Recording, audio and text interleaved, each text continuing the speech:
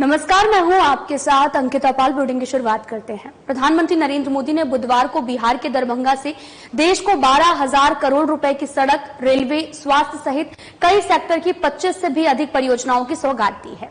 कार्यक्रम में राजस्थान में भी, जयपुर, बाड़मेर, फालना में भी प्रधानमंत्री भारतीय जन औषधि केंद्र का वर्चुअल शुभारंभ किया गया। मुख्यमंत्री भजनलाल शर्मा मुख्यमंत्री निवास से इस कार्यक्रम में वीडियो कॉन्फ्रेंस के माध्यम से जुड़े। प्रधानमंत्री ने इस दौरान देशवासियों को संबोधित करते हुए कहा कि केंद्र सरकार विकसित भारत बनाने की दिशा में तेजी से अपने कदम बढ़ा रही है और इसी क्रम में आज 12,000 करोड़ रुपए से भी अधिक के विकास परियोजनाओं का लोकार्पण एवं शिलान्यास किया गया है। साथ ही उन्होंने कहा कि हमारी सरकार देश में स्वास्थ्य सेवाओं की विस्तार एवं सुदृढ़ीकरण का पर वो फोकस कर रही है। वहीं मुख्यमंत्री भजनलाल शर्मा ने कहा कि प्रधानमंत्री नरेंद्र मोदी के विजनरी लीडरशिप में देश में विकास को अभूतपूर्व गति मिली है।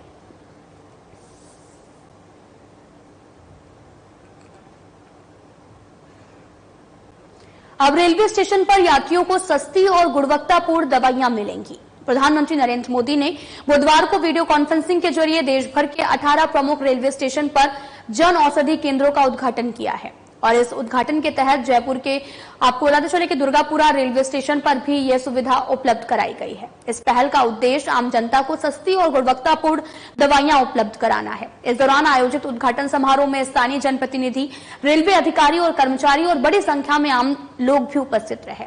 प्रधानमंत्री मोदी ने इस पहल को स्वास्थ्य के क्षेत्र में भी एक अहम कदम बताते हुए इसके जरिए जनता को सस्ती और प्रभावी दवाइयां उपलब्ध कराने का महत्व बताया है। भारत माता की, राजा जनक, सीता मैया, कविराज विद्यापति के ई पावन मिथिला भूमि के नमन करे छी।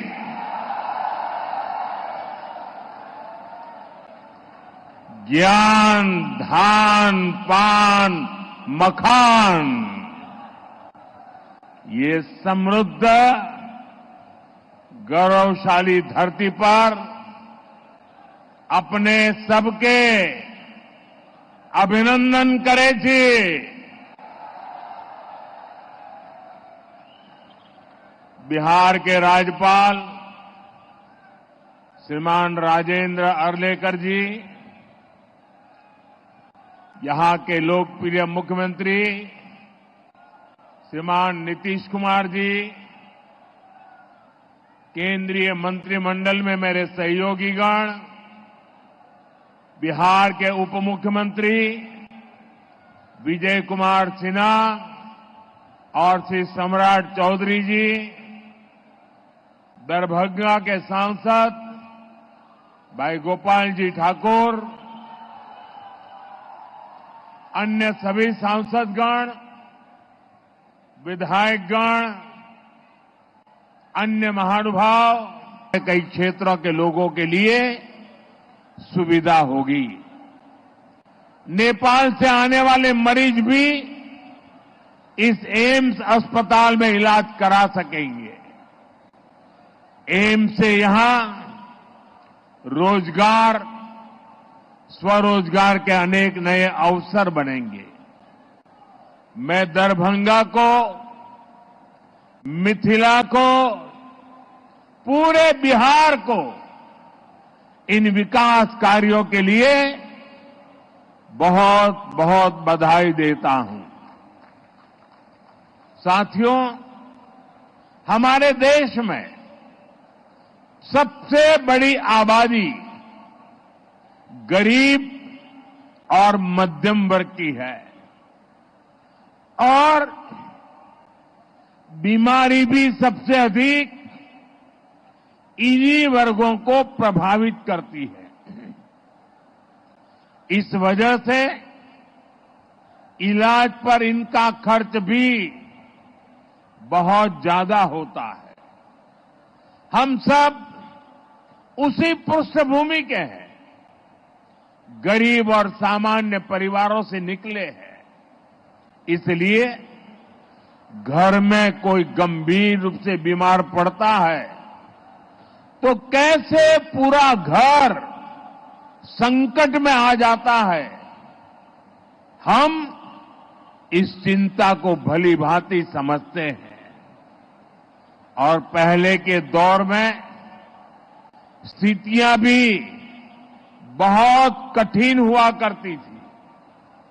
अस्पताल बहुत ही कम थे, डॉक्टरों की संख्या बहुत ही कम थी, दवाइयां बहुत महंगी थी, बीमारी की जांच का कोई ठिकाना नहीं था और सरकारें सिर्फ वादों और दावों में ही उलझी रहती थी। यहां बिहार में जब तक नीतीश जी सरकार में नहीं आए थे, तब तक गरीबों की इस चिंता को लेकर कोई गंभीरता ही नहीं थी। गरीब के पास चुपचाप बीमारी सहने के अलावा और कोई चारा नहीं था। ऐसी स्थिति में हमारा देश कैसे आगे बढ़ता, इसलिए पुरानी सोच और अप्रोच दोनों बदला। साथियों, हमारी सरकार देश में स्वास्थ्य को लेकर होलिस्टिक अप्रोच के साथ काम कर रही है। हमारा पहला कदम, हमारा फोकस बीमारी से बचाव पर है। दूसरा फोकस बीमारी की सही तरीके से जांच पर है। तीसरा फोकस है लोगों को मुफ्त और सस्ता इलाज मिले और सस्ती दवाएं मिले।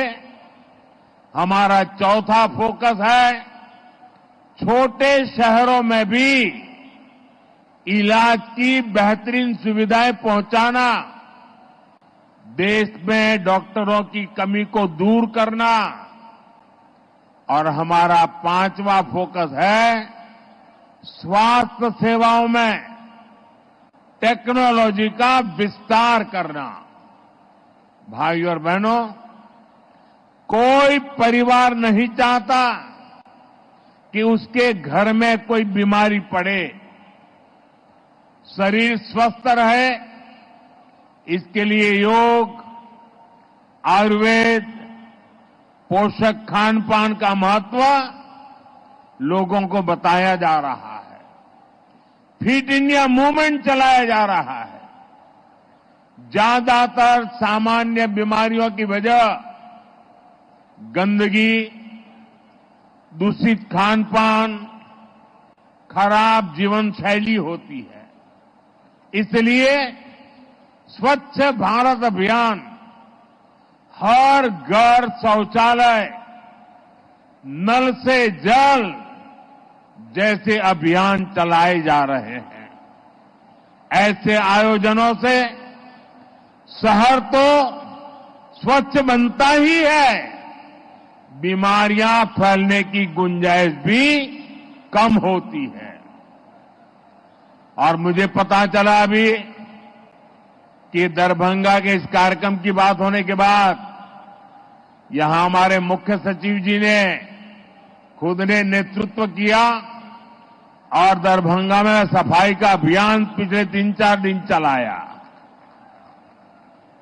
मैं उनका और बिहार सरकार के सभी कर्मचारी बंधुओं का और दरभंगा के नागरिकों का इस स्वच्छता अभियान को ताकत देने के लिए हृदय से आभार व्यक्त करता हूं।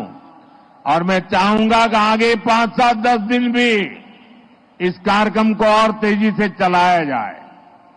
साथियों, ज्यादातर बीमारियों का अगर समय रहते इलाज शुरू कर दिया जाए तो उन्हें गंभीर होने से रोका जा सकता है। लेकिन महंगी जांच की वजह से अक्सर लोग बीमारी के बारे में जान ही नहीं पाते। इसलिए हमने देश भर में 1.5 लाख से ज्यादा आयुष्मान आरोग्य मंदिर बनाए हैं। इससे कैंसर, डायबिटीज जैसी अनेक बीमारियों के बारे में शुरू में ही पता लग सकता है। साथियों, आयुष्मान भारत योजना से अब तक देश में 4 करोड़ से अधिक गरीब मरीजों का इलाज हो चुका है। अगर आयुष्मान भारत योजना न होती तो इनमें से ज्यादातर लोग अस्पताल में भर्ती ही नहीं हो पाते। मुझे इस बात का संतोष है कि इनके जीवन की बहुत बड़ी चिंता एनडीए सरकार की योजना से दूर हुई और इन गरीबों का इलाज सरकारी अस्पतालों के साथ ही प्राइवेट अस्पतालों में भी हुआ है। आयुष्मान योजना से करोड़ों परिवारों को करीब 1.25 लाख करोड़ रुपए की बचत हुई है। ये महायज्ञ बिहार में इंफ्रास्ट्रक्चर को एक नई ऊंचाई पर ले जा रहा है। इससे यहां पर बड़ी संख्या में रोजगार के भी अवसर पैदा हो रहे हैं। साथियों, दरभंगा के बारे में कहा जाता है, पग पग पोखरी माछ मखान, मधुर बोल मुस्की मुख पान। इस क्षेत्र के किसानों, मखाना उत्पादकों और मछली पालकों का हित भी हमारी सरकार की सर्वोच्च प्राथमिकता है। पीएम किसान सम्मान निधि के तहत बिहार के किसानों को 25,000 करोड़ रुपए से ज्यादा मिले हैं। मिथिला के किसानों को भी इस योजना का फायदा मिला है। हमारी one district one product scheme से यहां के मखाना उत्पादकों की पहुंच देश दुनिया के बाजारों तक हो रही है। मखाना उत्पादकों के हितों को ध्यान में रखते हुए मखाना अनुसंधान केंद्र को राष्ट्रीय संस्थान का दर्जा दिया गया है। मखाना को जीआई टैग भी मिला है। इसी तरह मत्स्य संपदा योजना के तहत अपने मछली पालक साथियों को हम हर स्तर पर मदद कर रहे हैं। मछली उत्पादकों को किसान क्रेडिट कार्ड का लाभ मिलने लगा है। यहां जो मीठे पानी की मछली है उसका भी बहुत बड़ा बाजार है। पीएम मत्स्य संपदा योजना से भी उन्हें बहुत मदद मिल रही है। भारत को हम विश्व के एक बड़े मछली निर्यातक देश के रूप में विकसित कर रहे हैं। इसका भी बहुत लाभ दरभंगा के मछली पालकों को मिलना तय है। साथियों, कोसी और मिथिला को जयपुर उनियारा में एसडीएम को थप्पड़ मारने का मामला सामने आया, जिसको लेकर आरएएस अधिकारी एसोसिएशन में आक्रोश देखा गया। घटना के बाद आपको बताते चले कि बाघ एसोसिएशन के पदाधिकारियों सीएमओ पहुंचे और सीएमओ में एसीएम गृह विभाग आनंद कुमार से मुलाकात की और मांग है कि आरोपी निर्दलीय प्रत्याशी की गिरफ्तारी की जाए। मामले को लेकर मुख्य सचिव सुधांशु पंत और एसीएस होम आनंद कुमार और मुख्य निर्वाचन अधिकारी नवीन महाजन को ज्ञापन दिया गया है। वहीं आरएएस एसोसिएशन अध्यक्ष महावीर खराड़ी ने कहा कि अगर निर्दलीय प्रत्याशी नरेश मीणा की गिरफ्तारी नहीं हुई तो पेन डाउन हड़ताल होगा।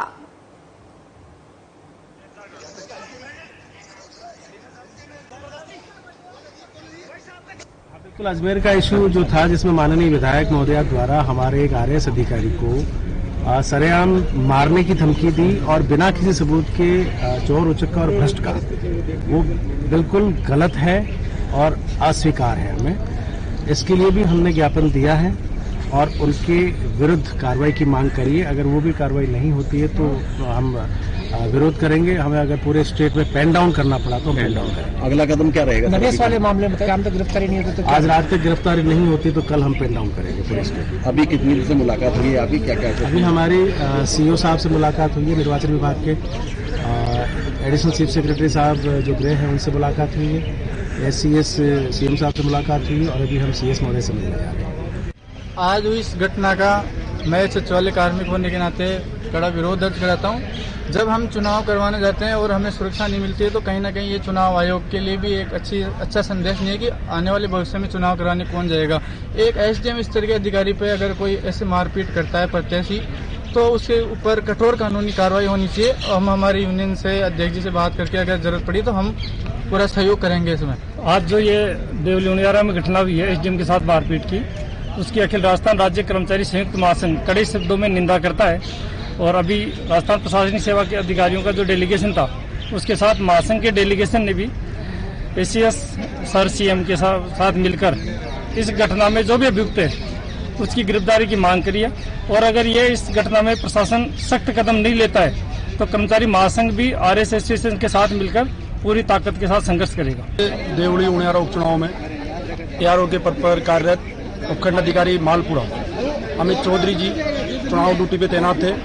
उस समय वहां की एक निर्दलीय प्रत्याशी द्वारा उनके साथ जो वीडियो वायरल हो रहा है सोशल मीडिया पे, हाथापाई की गई और थप्पड़ मारी गई।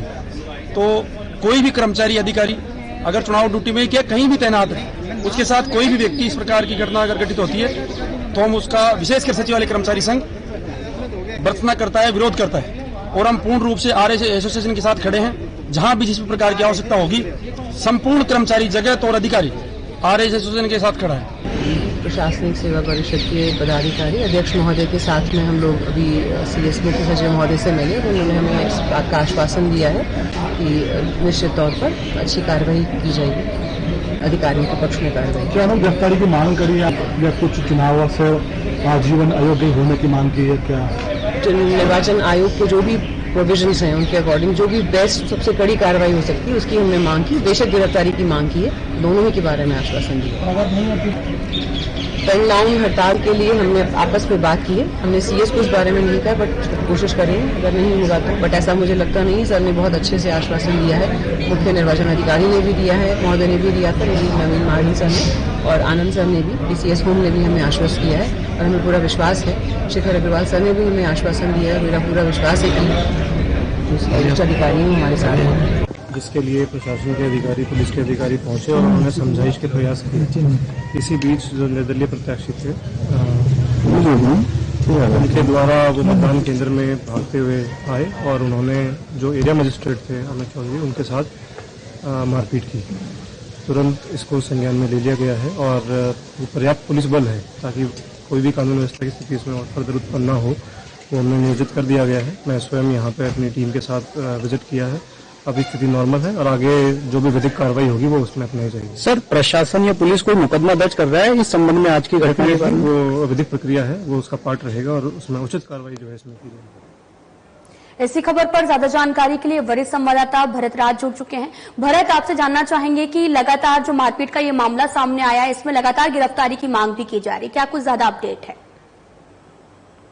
देखिए, आज वोटिंग के दौरान जो टॉप में घटना हुई है उसको लेकर RS नाराज है और उन्होंने लगातार सचिवालय में मुख्यमंत्री कार्यालय, मुख्य सचिव को ज्ञापन दिया और उसमें नरेश मीणा की गिरफ्तारी की मांग की है। उन्होंने कहा कि अगर उनकी तत्काल गिरफ्तारी नहीं होती है तो पेन डाउन हड़ताल वहां पर वो कर सकते हैं। हालांकि अभी मुख्य निर्वाचन अधिकारी से बातचीत हुई, उन्होंने कहा कि इसमें सख्त एक्शन लिया जाएगा और जो भी कानूनी धाराएं होगी उसमें लगाई जाएगी, उसके अनुसार उन पर कार्रवाई के निर्देश भी दिए गए हैं। तो RS एसोसिएशन लगातार इसको लेकर मांग कर रहा है और मुख्य सचिव ने भी तत्काल कार्रवाई की मांग वहां पर कार्रवाई के लिए कहा है। उन्होंने कहा कि इसमें कार्रवाई नियमानुसार की जाएगी। इसके लिए RS एसोसिएशन है अभी लगातार उनकी मीटिंग है और तमाम जो अन्य संगठन है कर्मचारियों की वो भी RS एसोसिएशन के समर्थन में आए हैं। दोपहर की घटना है जब नरेश मीणा एक पोलिंग बूथ पर पहुंचे, वहां पर SDM अमित चौधरी उनके थप्पड़ जड़ दिया और उसके बाद में मामला गर्मा गया और इसको लेकर ही अब RS एसोसिएशन यहाँ पर नाराज है और लगातार कार्रवाई की मांग कर रहे हैं। जी भरत राज जी, आपसे ये भी जानना चाहेंगे कि इसमें अभी तक गिरफ्तारी क्यों नहीं हुई, क्या मामला है पूरा? क्योंकि निर्दलीय प्रत्याशी नरेश मीणा की अभी तक गिरफ्तारी नहीं हुई, इसका वीडियो भी हमारे पास जो हम स्क्रीन पर दिखा रहे हैं लगातार।